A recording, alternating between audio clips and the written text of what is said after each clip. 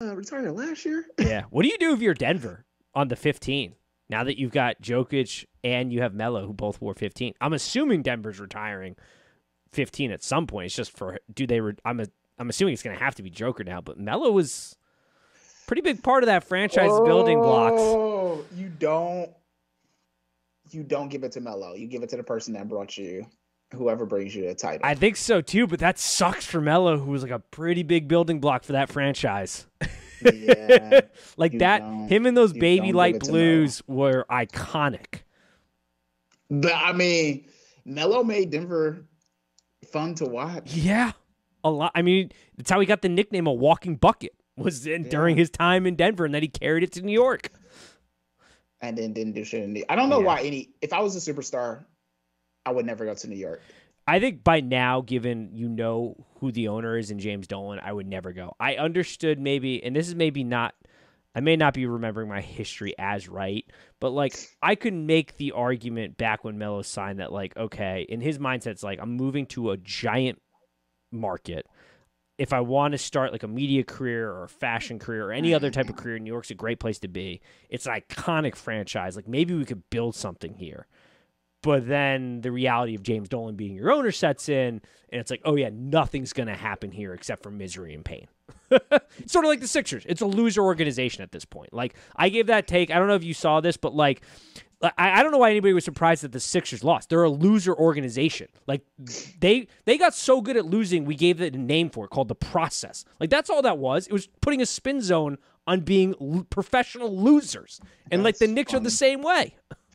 The Knicks, here's why the Knicks won't win, other than their owner, is that they already think that they think that they deserve a championship.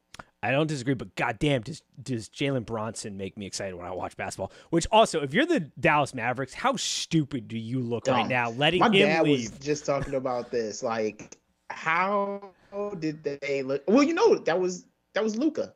Yeah. Oh, yeah. Which is why, like, people are like, Luka's going to end up in New York. I'm like, there's no shot. No, that was Luka. That's why he did. I wonder if it's Luka is it really Luka? It's clearly something with his personality, but is he also telling management, like, I don't want to play with anyone? Luka is Melo. He's just the next iteration. He's white Melo. That's what he is. I don't, like, people just need to get, like, he is white Melo. Yeah, I'm doing this by myself. I also think people saw Giannis do it by himself, and they've now, like, yep, that's where we're the pendulum is starting to swing back. Like, these super teams are starting to die off. Like, I think we're eventually going to have the pendulum switch back because, like we said, the Heat and Nugget are the perfect example of like not firing coaches and building on good coaching. And but I still think you need two. You still need two. Oh yeah, you need players. Two. But there's the days of like selling out for that third are gone, and it's more like let's get two guys and build a roster around. You selling out for the third, unless you were trying to do like Phoenix and win, not like try to win now, which was a gamble. But you selling out for the third can hurt your franchise for years to come. Yep. Now, like we've realized that. I think that's also why the Warriors made the moves that they made, right?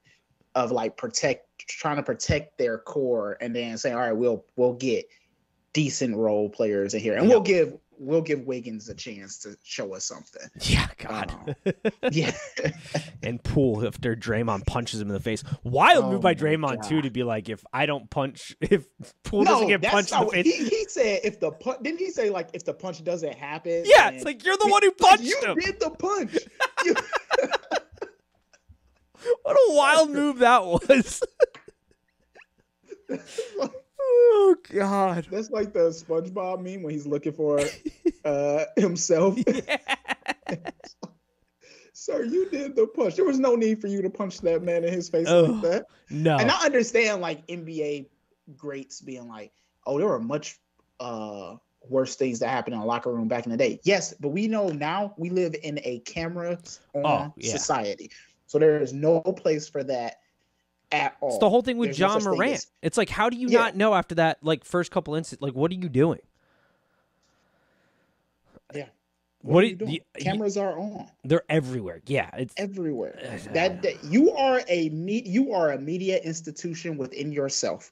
Yep. As a superstar, and that is no more prevalent now than it has been at any time in history. So yes, for all the people that's like, what, are they not just supposed to be able to live their lives? They represent the NBA, especially a Ja Morant. That's the NBA gave you $200 million.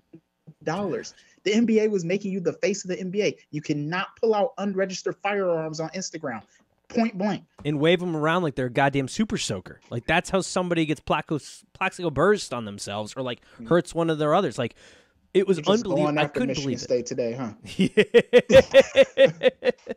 Yeah.